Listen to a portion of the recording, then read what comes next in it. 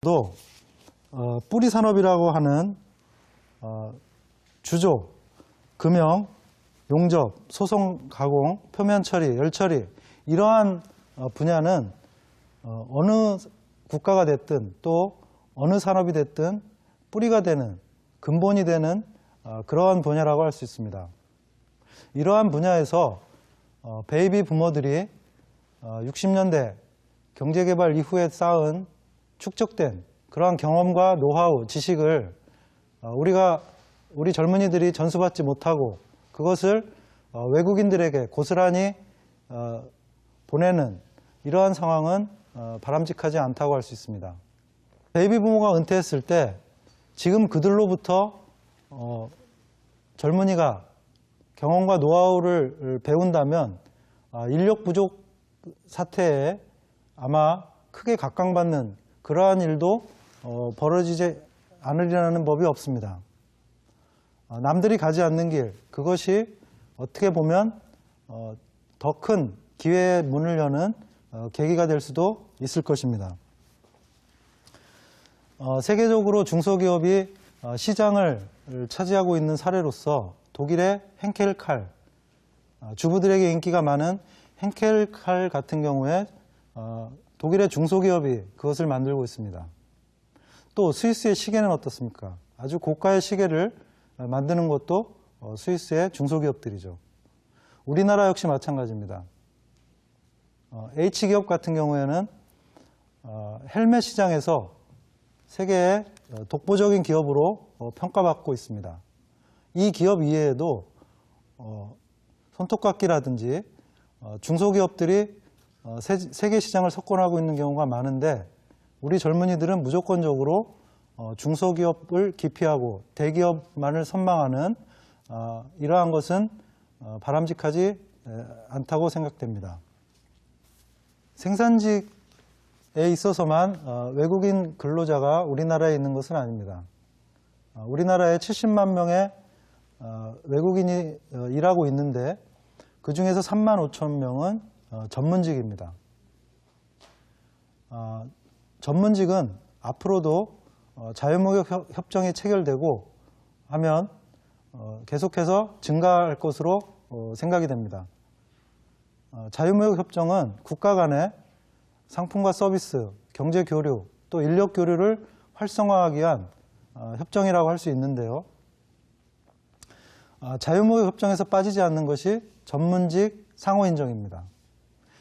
전문직 상호인정은 예를 들어서 건축이나 엔지니어링 같은 경우에 자유무역협정이 체결된 국가 간에 상대국으로 취업을 원한다면 원칙적으로 그것을 허용하는 제도입니다.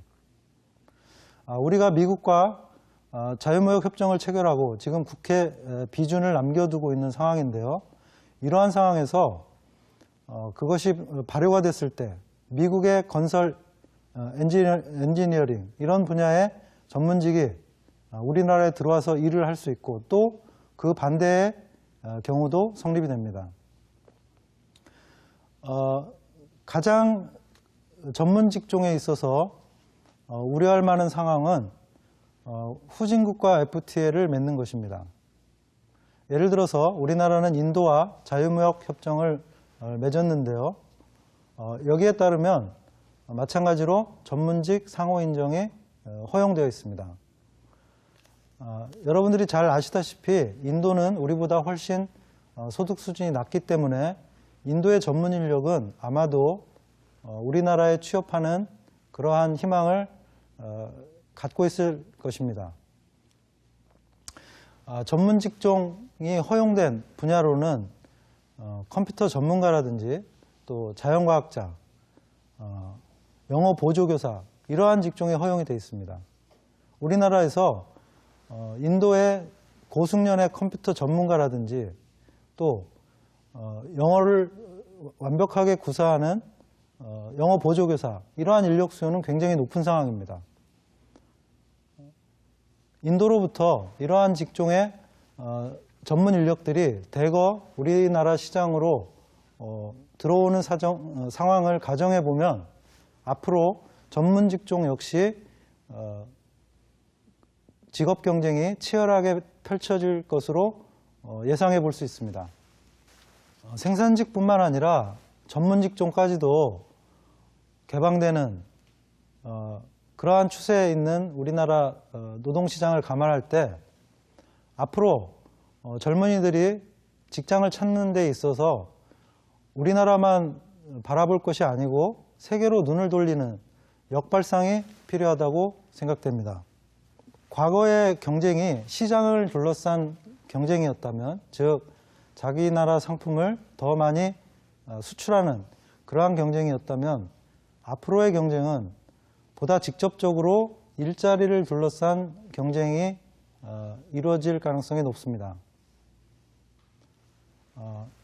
EU 같은 경우를 예로 들어봅시다. 우리가 프랑크푸르트 공항에 내리면 거기서 여권의 스탬프를 받고 그 이웃 나라로 갈 때는 더 이상 여권이 필요가 없죠. 아마도 동북아에서 한중일 간에 이러한 상황이 앞으로 전개되지 말라는 법이 없습니다.